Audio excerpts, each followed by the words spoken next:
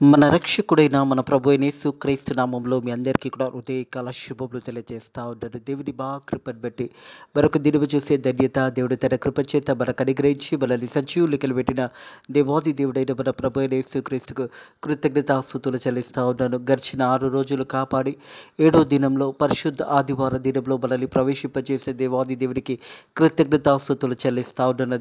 అదే రీతిగా ఇలాంటి కాలంలో 3వ పరిశుద్ధ ఆదివారం దినంలో దేవుడు మనల్ని ప్రవేశింపజేసిన విధానాన్ని బట్టి కూడా దేవునికి ఎంతగానో కృతజ్ఞతాస్తుతులు చెల్లిస్తా ఉన్నాను. ప్రియ దేవుని సంగమా, దేవుని ప్రజలారా, ఇలాంటి కాలంలో మనం ఉంటుండగా, శ్రమ కాలంలో మనం ఉంటుండగా, మరి ఉపవాస దినంలో మనం ఉంటుండగా దేవునికి సమీపంగా జీవించే ధన్యత దేవుడు తన కృప చేత మనకు అనుగ్రహించిన కొలది దేవునికి కృతజ్ఞతాస్తుతులు చెల్లించట ఎంతో మంచిది. ప్రత్యేకంగా ఉపవాస దినంలో దేవునికి సమీపంగా జీవించే ధన్యత మరి యొక్క సంవత్సరము 2025 సంవత్సరంలో దేవుడు అనుగ్రహించిన కొలది దేవునికి కృతజ్ఞతాస్తుతులు చెల్లించడం ఎంతో మంచిదే. మరి శ్రమ దినాలు అనగానే సిలువ మీద ప్రభు అయిన యేసుక్రీస్తు మనందరి పాపముల నిత్యము ఆ కల్వరి సిలువలో శ్రమపడి మనందరి పాపముల నిత్యం ఆ కల్వరి సిలువలో యేసు ప్రభు రక్తాన్ని కార్చి మనందరి పాపముల కొరకు ప్రాయచిత్తాన్ని మనకు అనుగ్రహించి ఆ శ్రమ అన్నది యేసు ప్రభు పొంది ఉన్నాడనే సత్యాన్ని జ్ఞాపకం చేసుకోవాలి. మనకందరికీ ఒక నిరీక్షణని గ్రహించాడు. ఆ నిరీక్షణ ఏంటంటే, ఒక దినం మనం ఈ లోక ప్రయాసం నుంచి ముగించిన తర్వాత రక్షణ అనుభవంలో జీవించినట్టయితే, దేవుని చిత్తానుసారంగా జీవించినట్టయితే, దేవుని ఆజ్ఞల ప్రకారం మనం జీవించినట్టయితే మనందరం కూడా పరలోక రాజ్యంలో ఉంటామనే సత్యాన్ని జ్ఞాపకము చేసుకోవాలి. ప్రియ దేవుడి సంగమా, దేవుని ప్రజలారా, ఈరోజు ఈ కాలము దేవుడి యొక్క వాక్యము ధ్యానించుకుందాము. యోహాను సువార్త 3వ అధ్యాయము 16వ వచనం నుంచి మరి 21వ వచనం వరకు వాక్య భాగాన్ని ధ్యానించుకుందాము. యోహాను సువార్త 3వ అధ్యాయం 16వ వచనం నుంచి 21వ వచనం వరకు వాక్య భాగాన్ని హృదయ కాలం ధ్యానించబోతా ఉన్నాము. ప్రియ దేవుడి సంగమా, దేవుడి ప్రజలారా, దేవుడు మన అందరినీ కూడా ప్రేమించి ఉన్నాడనే సత్యాన్ని జ్ఞాపకం చేసుకోవాలి.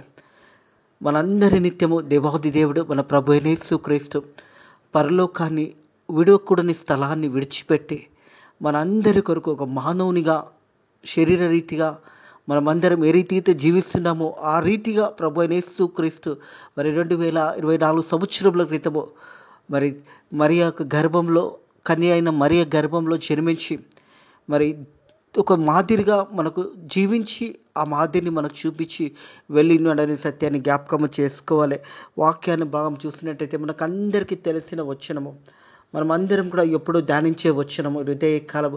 యోహాను సువార్త 3వ అధ్యాయం 16వ వచనంలో చూసినట్టయితే, దేవుడు లోకం ఎంతో ప్రేమించెను కాగా ఆయన తన అద్భుతీయ కుమారునిగా పుట్టిన వానందు విశ్వసించి ప్రతి వాడు నశింపక నిత్య జీవం పొందుటకు ఆయనను అనుగ్రహించెను. హల్లెలూయా.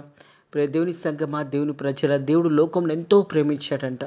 ఆయన ప్రియ కుమారుడైన ప్రభు అయిన యేసుక్రీస్తుని ఈ లోకానికి పంపించడానికి వెనుకడికి వేయలేదు. ప్రియ దేవుని సంగమా, దేవుని ప్రజలరా, ప్రభు అయిన యేసుక్రీస్తు మనం చూస్తాము. యోహాను సువార్తలో మరి భక్తుడైన యోహాను, బాప్టిజం ఇచ్చే యోహాను తెలియజేసిన మాట, లోక పాపములు మోసుకునే దేవుని గొర్రెపిల్లగా ఈ లోకానికి వచ్చాడు. మనందరి పాపములు మోసుకునే దేవుని గొర్రెపిల్లగా ఈ లోకానికి యేసయ్య వచ్చాడు. ఈ యొక్క వాక్య భాగంలో చూసినట్టయితే, దేవుడు లోకంలో ఎంతో ప్రేమించాడు. ఏ ఒక్కరూ నశించడము దేవుని చిత్తము కాదు. ప్రతి ఒక్కరూ రక్షణ పొందుకొని మరి నిత్య పరలోక రాజ్యపు వారసులు కావాలనేది దేవుని చిత్తమైనదనే సత్యాన్ని జ్ఞాపకం చేసుకోవాలి.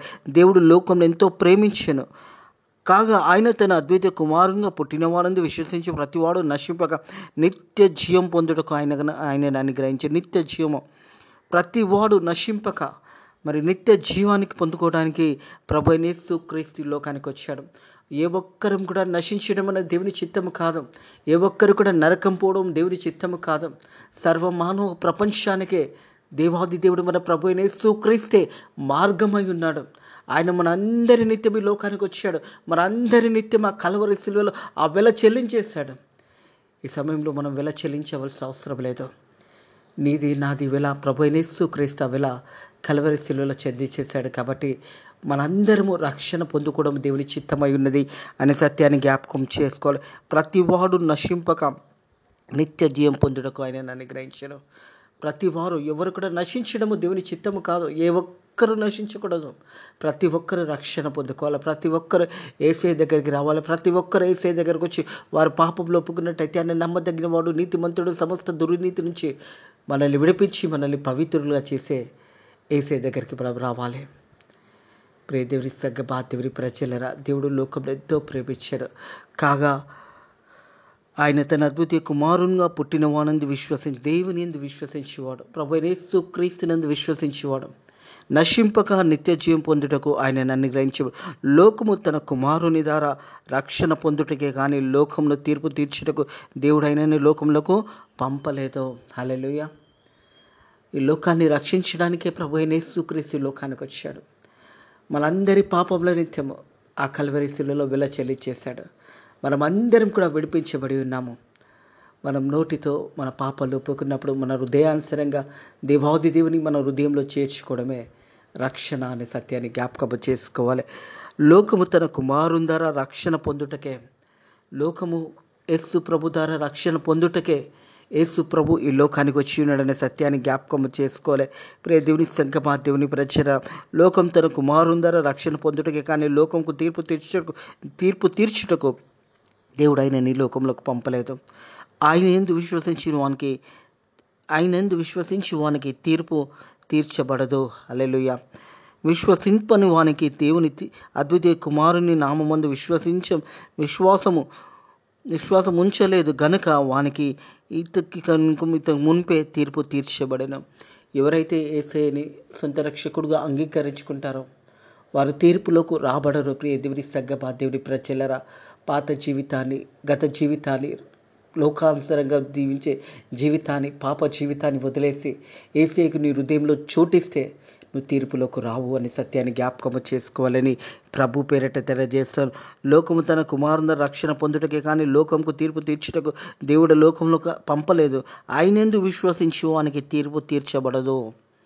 ప్రభు అయిన యేసు క్రీస్తునందు నువ్వు రక్షణ పొందుకున్నప్పుడు, నీ పాపాలు క్షమించబడినప్పుడు, యేసయ్య కొరకు నువ్వు జీవించినప్పుడు, యేసయ్య యొక్క మాటలను నువ్వు విని ఆ మాటల ప్రకారం నువ్వు జీవించినప్పుడు నువ్వు తీర్పులోకి రావు అనే సత్యాన్ని జ్ఞాపకం చేసుకోవాలి.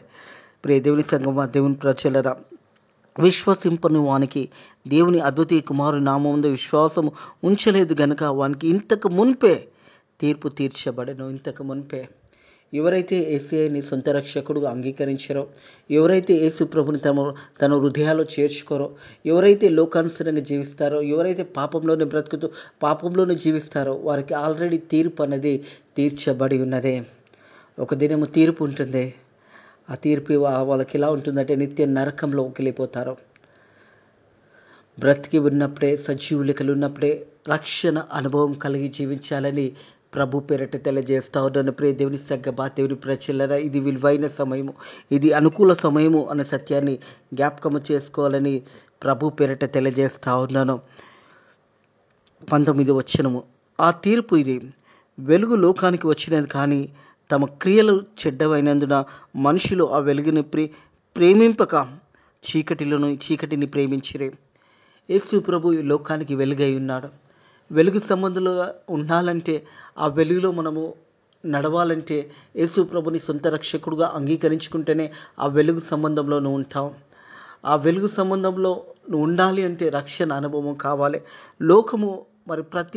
లోకము ఎక్కడ చూసినా ప్రజలు మరి ఆ వెలుగులోకి రాలేకపోతూ ఉన్నారు, వెలుగును ప్రేమించలేకపోతూ ఉన్నారు, చీకటిని ప్రేమిస్తూ మరి ఆ చీకటిని వాళ్ళు బ్రతుకులు ముగిస్తూ ఉంటారు, భయంకరమైన నరకంలోకి వెళ్ళిపోతూ ఉంటారు. వాక్యం తెలియజేస్తుంది, ఆ తీర్పు ఇది, వెలుగు లోకానికి వచ్చినది కానీ తమ క్రియల వల్ల చెడ్డవైనందున మనుషులు వెలుగును ప్రేమింపక చీకటిని ప్రేమించిరి. ప్రియ దేవుని సంగమా, దేవుని ప్రజలరా, ఇది అనుకూల సమయము, ఇది మంచి సమయము, ఇదే రక్షణ సమయము, రక్షణ పొందుకునే సమయం ఇదే. యేసు ప్రభు ఈ లోకానికి వెలుగై ఉన్నాడు అని మనం చూస్తాము. యోహాను సువార్తలో మరి లోకానికి యేసు ప్రభు మొదటి అధ్యాయంలో తెలియజేస్తాడు. యేసు ప్రభు లోకానికి వెలుగై ఉన్నాడని మాట జ్ఞాపకం చేస్తాడు. ప్రియ దేవుని సంగమా, దేవుని ప్రజలరా, నిజమైన వెలుగుండును, అది లోకంలోకి వచ్చిన కానీ ప్రతి మనిషిని వెలిగించుచున్నది. ఆయన లోకంగా ఉండగా లోకము ఆయన మూలంగా కలిగినది, లోకం ఆయనని తెలుసుకొనలేదు. ఈరోజు కూడా, ఈ సమయంలో కూడా లోకం ఆయనను ఇంకా తెలుసుకోలేకపోతున్నది. యేసయ్యనే మార్గమని వారికి తెలిసినా తెలియనట్టుగా నటిస్తూ జీవించేవారు చాలా మంది ఉన్నారు. అందుకంటే దేవుని వాక్యము మరి వెలుగు సంబంధాలుగా ఉండవలసిన వారు చీకటిని ప్రేమిస్తూ ఉన్నారు. ఆ చీకటిని ఆ చీకటిలోనే ఆ పాప జీవితంలోనే ఆ రోత జీవితంలోనే జీవిస్తూ జీవితాలను ముగిస్తూ ఉన్నారు. ఈ హృదయ కలమొకసారి నీ హృదయాన్ని పరిశోధించుకో. ఒక 2 నిమిషాలు మౌనంగా ఉండే ఎలా జీవిస్తున్నామో మనల్ని మనం పరిశోధించుకుందాము. ఈ లెంట్ కాలంలో ఉపవాస దినంలో మనం ఉంటుండగా మనం దేవునికి సమీపంగా జీవిస్తున్నామా లేదా మనల్ని మనం ఒక్కసారి పరిశోధించుకుందాము. తీర్పు ఇది, వెలుగు లోకానికి వచ్చినది కానీ కానీ తమ క్రియలు చెడ్డమైనవి. క్రియలు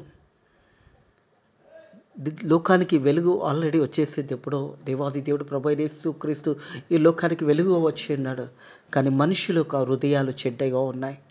చెడ్డపు తలంపులతో ఉన్నారు, చెడు ఆలోచనలతో ఉన్నారు, చెడు జీవితంలో జీవిస్తున్నారు. కాబట్టి అనేక మంది ఆ వెలుగును చూడలేకపోతూ ఉన్నారు. అందుకని వెలుగు లోకానికి వచ్చినది కానీ తమ క్రియలు చెడ్డమైనందున మనుషులు ఆ వెలుగును ప్రేమింపక చీకటిని ప్రేమించితిరి. ప్రియ దేవుని సంగమా, దేవుని ప్రజలరా, వెలుగు లోకానికి వచ్చినది. ఆ వెలుగు మరి దుష్కార్యము చేత ప్రతివాడు వెలుగును దూషించుచున్నాడు. దుష్కార్యంలో పాపము, రోత జీవితము, లోకానుసరిగా జీవితము, ఈ జీవితాలు జీవిస్తూ ఆ వెలుగును దూషిస్తూ ఉంటారు. ఆ వెలుగుల వైపు వారు రాలేకపోవడానికి కారణం ఏంటంటే వారి హృదయాలు చెడ్డగా ఉన్నాయి. దేవునిని చూడలేకపోవడానికి పాపమునే అడ్డం ఉన్నది. వారికి దేవునికి మధ్యలో అడ్డంగా ఉన్నదే. వారి దుష్కార్యములను ప్రతివాడు వెలుగును దూషించుచున్నాడు. తమ క్రియలు దుష్కార్యాలు కనబడకున్నట్టు వెలుగు నొద్దకు రాలేడు. ఆ క్రియలు, ఆ పాపం అనే క్రియ అనేది వారికి అడ్డుగా వస్తున్నదే. ఆ పాపం అనే ఆ జీవితం అడ్డుగా వస్తున్నది. దేవుని సన్నిధిలో వారిని ప్రకాశింపవలసుకోవాల్సిన సమయంలో ఆ ప్రకాశమైన వెలుగులకు వారు రాకపోవడానికి కారణం ఏంటంటే వారి హృదయ ఆలోచనలు చెడ్డగా ఉంటాయి. మనుషులు పాపంలోనే జీవిస్తూ పాపంలోనే బ్రతుకుతూ ఆ వెలుగును చూడలేకపోవడానికి కారణము పాపము అనే బంధకంలో వారు చిక్కుకొని ఉన్నారు. వారు ఎలా ఉంటారు అంటే చూసిన దుష్కార్యములు ప్రతివాడు వెలుగును దూషించుచున్న దుష్కార్యములు ప్రతివాడు వెలుగును దూషిస్తూ ఉంటాడు. అంటే వారి జీవితాలు, వారి బ్రతుకులు దుష్కార్యములు చేస్తూ పాపంలో బ్రతుకుతూ పాపంలో జీవిస్తూ దేవుని సన్నిధి నుంచి వారు దూరంగా వెళ్ళిపోతూ ఉంటారు.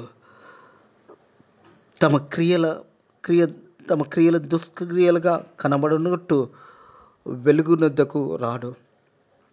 ఆ వెలుగులోకి రాకపోవడానికి కారణం ఏంటంటే దుష్కార్యములను, దుష్ట క్రియలను, అపవాది క్రియలను, సాతాను క్రియలను వారి జీవితంలో ఉన్నాయి. కాబట్టి వారు వెలుగు దగ్గరికి రాలేకపోతూ ఉన్నారు. ఎంతోమంది జీవితాలు వెలుగు సంబంధులై ఉండవలసిన వారు ఆ వెలుగుని వద్దకు రాలేకపోవడానికి కారణం ఏంటంటే పాపం అనే అడ్డంకు వారి జీవితాలు వస్తుంది. మనుషులు హృదయాలు చెడ్డగా ఉన్నాయి. చెడ్డు తాళంపులతో, చెడు ఆలోచనలతో వారు జీవిస్తున్నారు. కాబట్టి ఆ వెలుగులోకి వారు ప్రవేశింపలేకపోతున్నారు. ఆ వెలుగు సంబంధులుగా వారు ఉండలేకపోతున్నారు. ఆ వెలుగు జీవితంలో వారు రాలేకపోవడానికి వారి యొక్క దుష్కార్యం ప్రతివాడు వెలుగును దూషించుచున్నాడు. తమ క్రియలు దుష్క్రియలుగా కనబడుకున్నట్టు వెలుగునొద్దకు రాడు. యథార్థంగా సత్యంగా జీవించేవారు, దేవుని యొక్క వెలుగులో నడిచేవారు దేనికి భయపడరు. దేని గురించి వారు ఆలోచించరు, దేని గురించి చింతించరు. దేవుని మీద భారం వేసి సమస్తము దేవుడు ఇది చేయగలుగుతాడని వారు విశ్వాసముతోనే వారు ముందుకు వెళ్తారు. కానీ పాపంలో ఉన్న వ్యక్తి, పాపంలో జీవిస్తున్న వ్యక్తి ఆ వెలుగులోకి రాలేడు. అతడు చీకటిలోనే జీవిస్తూ చీకటిలోనే మరణిస్తూ నిత్య నరకానికి వెళ్ళిపోతున్నాడు. ఆ వెలుగు, ప్రకాశమైన వెలుగులోకి రావాలంటే నీ హృదయం మార్చబడాలి, మారు మనసు పొందుకోవాలి, రక్షణ అనుభవం కావాలి. యేసయ్య నీ హృదయంలో ఉన్నప్పుడు, ఆ రక్షణ అనుభవం నీకు ఉన్నప్పుడు నువ్వు వెలుగు సంబంధాలుగా ఉంటావనే సత్యాన్ని జ్ఞాపకం చేసుకోవాలని ప్రభు పేరట తెలియజేస్తూ ఉన్నాడు. ప్రియ దేవుని సంగమా, దేవుని ప్రజలారా, మనం లోకానికి వెలుగై ఉన్నామని ప్రభు యేసుక్రీస్తు మరి తెలియజేసిన కొండ మీద ప్రసంగంలో అంటాడు. మీరు లోకానికి వెలుగై ఉన్నారనే మాట జ్ఞాపకం చేస్తాడు. మత్తయి సువార్త 5వ అధ్యాయంలో చూసినట్టయితే, మత్తయి సువార్త 5వ అధ్యాయము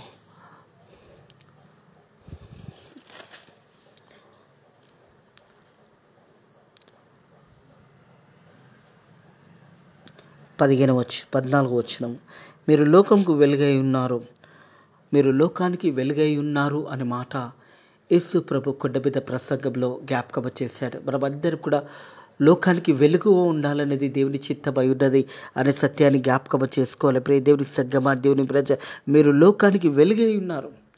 మనమందరం కూడా వెలుగు సంబంధంలో ఉండాలనేది దేవుని యొక్క ఉద్దేశమై ఉన్నదనే సత్యాన్ని జ్ఞాపకం చేసుకోవాలి. తిరిగి యోహాను సువార్త 3వ అధ్యాయం 21 వచ్చినట్లయితే, సత్ప్రవర్తన తమ క్రియలను దేవుని మూలంగా చేయబడుచున్నాయని ప్రత్యేకించబడినట్టు వెలుగునొద్దకు వచ్చును.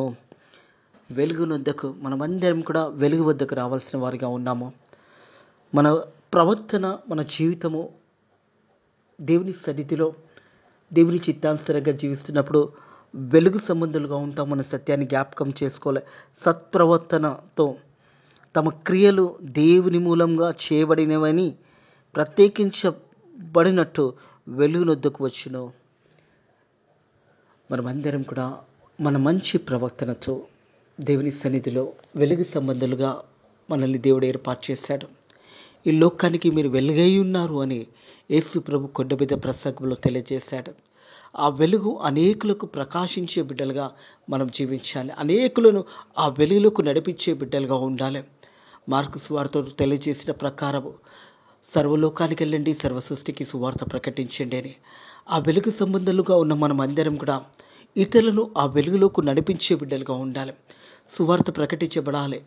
మరి చీకటిలో ఉన్న వారిని వెలుగు సంబంధులుగా చేయవలసిన బాధ్యత మన అందరిది ఉన్నది అనే సత్యాన్ని జ్ఞాపకం చేసుకోవాలి. మన అందరి బాధ్యత ఆ వెలుగు అనేది ప్రకాశమైన వెలుగులోకి ప్రతి ఒక్కరిని నడిపించే బాధ్యత నీది నాది ఉన్నది అనే సత్యాన్ని జ్ఞాపకం చేసుకోవాలి.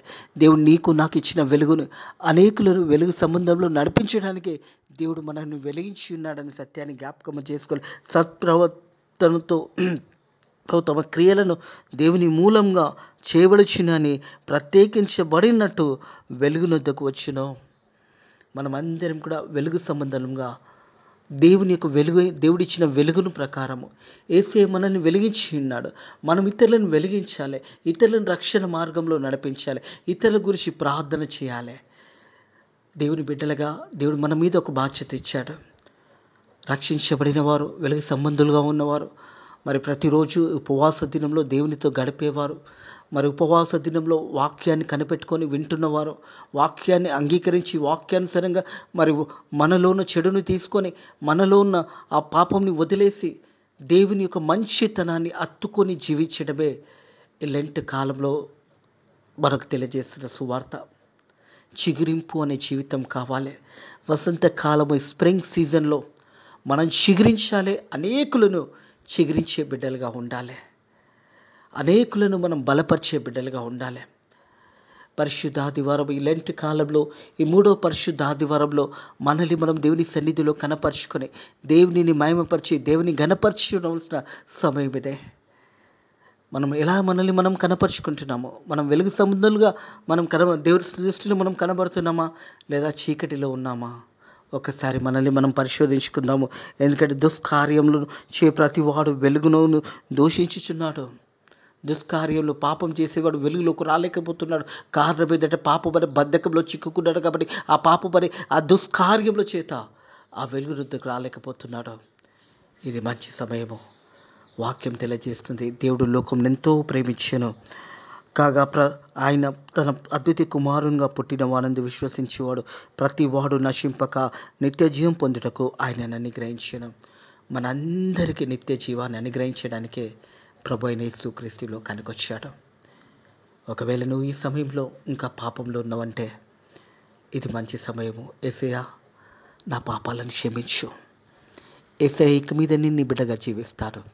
ఇక మీదంటే నేను ఎన్నడూ కూడా లోకానుసారంగా జీవితం జీవించను. నన్ను ప్రేమించి నా కొరకు ఈ లోకానికి వచ్చావు యేసయ్యా. నా పాపంలో నిత్యమని నేను కల్వరి శిలువలో చనిపోయి తిరిగి సమాధి చేయబడి 3వ రోజు లేసి పునరుద్ధానుడనే దేవా, నా పాపాలను క్షమించు అని అడిగినట్టయితే ఇరుదే కలవేసి ఆయన పాపాలను క్షమించడానికి సిద్ధంగా ఉన్నాడు. నీ ఎవరివైనాక ఏ కుల మతము లేదో, ఏ క్రైస్తత్వం అనేది ఒక కులము కాదు, ఒక మతము కాదు. ప్రతి ఒక్కరూ రక్షించబడడమే దేవుని చిత్తము. ఏ ఒక్కడు నశింపటం దేవుని చిత్తము కాదు. ఏ ఒక్కరు నశించడం దేవుని చిత్తము కాదు.